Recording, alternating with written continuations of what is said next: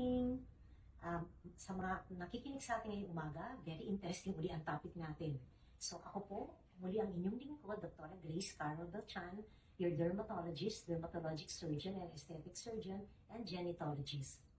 Ang topic po natin ngayon ay tungkol sa stretch marks. Alam ko na ang stretch marks ay a very common skin problem, no? Especially among women. Bakit po ba? Kasi nga, nabubuntis sila. Ngayon, bakit ba nangyayari ang stretch marks? Ang stretch marks kasi ay nangyayari dahil damage yung underneath the skin areas natin due to an overstretching or growth spurt, no? Because of sudden increase in height, sudden increase in body build, and of course, pregnancy. Hindi po lahat ng tao ay alam nila na may iba-ibang klase ng striae. Okay? Pag striae, single line or single mark lang. Pag striae, this is composed of a lot of lines due to overstretching of the skin. So, ano ba yung unang striae na dapat natin i-discuss? Well, ito yung tinatawag na adolescent striae. Kapag tayo ay umabot na sa edad na mga teenager, nagkakaroon po tayo ng sudden growth spurt. No? Ibig sabihin, yung nga, biglang tatangkad o biglang tumaba. No? Kaya ang nangyayari, yung skin natin na stretch suddenly. So they develop this kind of stretch mark, adolescent striae. Striae is single, striae is multiple stretch marks. Okay. Ngayon, we go to physiological striae. Ito naman, it is not associated with an underlying disease. Ibig sabihin, lumalabas lang siya as we grow, no? Pero hindi siya related sa kahit na anong sakit. Kaya tinatawag siyang physiological striae. Meron naman tayong tinatawag na pathological striae kung saan nangyayari lang ito o nakikita lang natin ito sa mga tao na nagkakasakit. Halimbawa, may isang tao na nagkakaroon ng Cushing syndrome because of extreme use of corticosteroids either orally or topically. Kapag ginamit mong steroid ng matagal, nagkakaroon ka ng striae or striae. Okay? So, yun, nangyayari yung mga lumulobo yung mukha, nagkakaroon ng bukol sa likod, nagkakaroon ng buhok all over, nagkakaroon ng acne, tapos yung nga, makikita mo marami din silang stretch marks sa different parts of their body. So, that is an example of pathological striae or striae. Another one is striae rubra. Ito yung, kasi may iba-ibang kulay ang striae. Merong iba na mapula, kung bagong labas pa lang ito, mapula ito, striae rubra.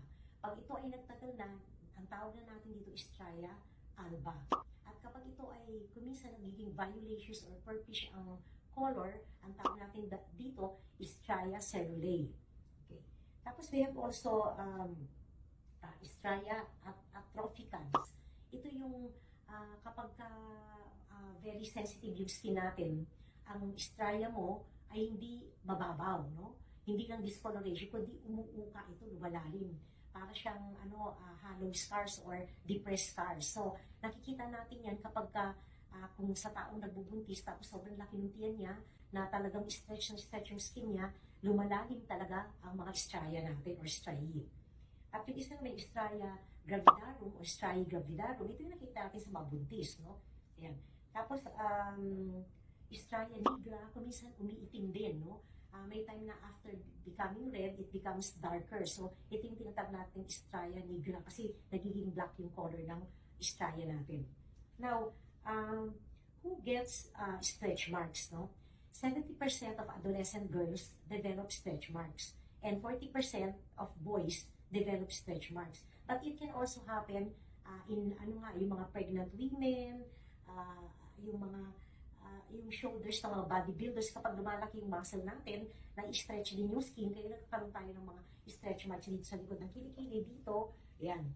Tapos kung tayo ay tumataba, yun naku, all over ng stretch marks natin, no? Lahat ng area na nag-expand o lumaki, pwede magkaroon ng striae distensae.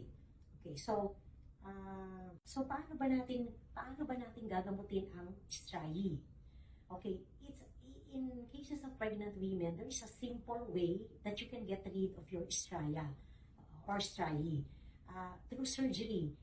Lalo na kung malaki ang tiyan ng babae, pwede natin i-liposuction muna at pag lumuwag na yung balat, nakabaksak na yung balat, saka natin ngayon tatanggalin surgically. Pwede natin matanggal lahat ang ating stretch marks sa ganitong paraan. Kaya this is the fastest and the best, no?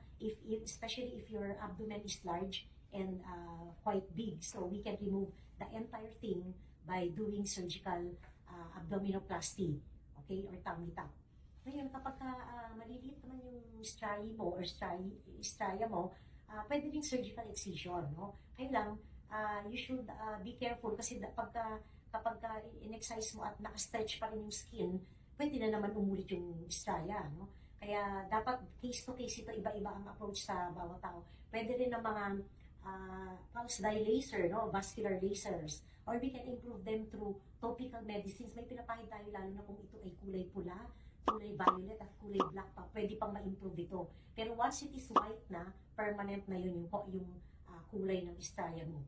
Tapos meron din tayong pwedeng gamitin na fractional thermolysis laser, no? So we can do laser surgery or topical medications for treating stria. Okay? So yung mga tao dyan na may mga stria, don't feel bad or depressed because there are a lot of things that we can do about your striae.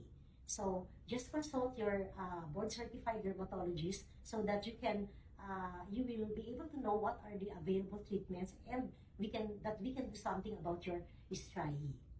Okay? So sa mga gusto pong tumawag at kumontak po sa akin, you can call these numbers. Like, follow, and share my account.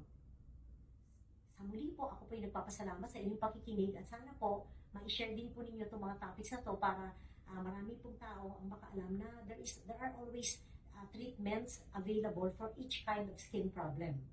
Marami pong salamat and till our next meeting. Bye-bye!